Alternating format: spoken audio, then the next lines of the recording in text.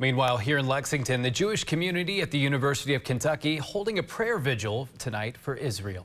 The vigil is happening now. It started around 5:30 at the Chabad Center on Columbia Avenue. The public is invited to attend. Meanwhile, with the rise of conflict continuing in the Middle East, one UK professor explains the impacts and what we could possibly see here in the U.S. ABC 36's Sydney St. Clair joins us now live from the University of Kentucky. That's right. That vigil is well underway. They're in there now just speaking about this horrific war that's going on. Dr. Robert Farley here at the University of Kentucky spoke about the conflict between Hamas and Israel. According to Dr. Farley, conflict between Palestine and Israel started in 1967 when Israel conquered two parts of Palestine, the Gaza Strip and the West Bank.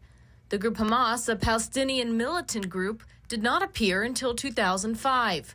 After the group's surprise attack on Saturday, killing hundreds of civilians, Israel has been attacking parts of the Gaza Strip and cutting off the area's water, electricity, and food supply. Essentially, this attack, which is the biggest attack that Israel has suffered in its entire existence, which goes back to 1948, this attack has triggered on the Israeli part what is starting to be a massive retaliation against Hamas. Since the attack, multiple Americans have been stuck in Israel, waiting for airlines to start again to make it back home.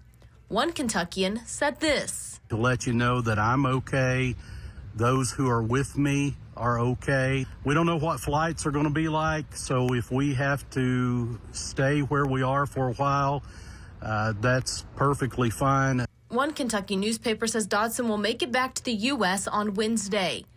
While there is no way to know how things will play out, Dr. Farley is sure of one thing. We can count on this getting worse, right? As bad as it feels right now, and this was the worst attack on Israel that Israel has ever suffered, it's going to get worse. It's going to get worse because the Israeli response is going to be extremely violent, and it's going to get very bad for the people living in this part of the world. Dr. Farley says the end goal of Hamas is to rule all of Israel, though that goal may change. Dr. Farley is curious to see what support looks like here in the U.S. after Israel attacks Hamas. For now, live in Lexington, Sydney St. Clair, ABC 36, on your side.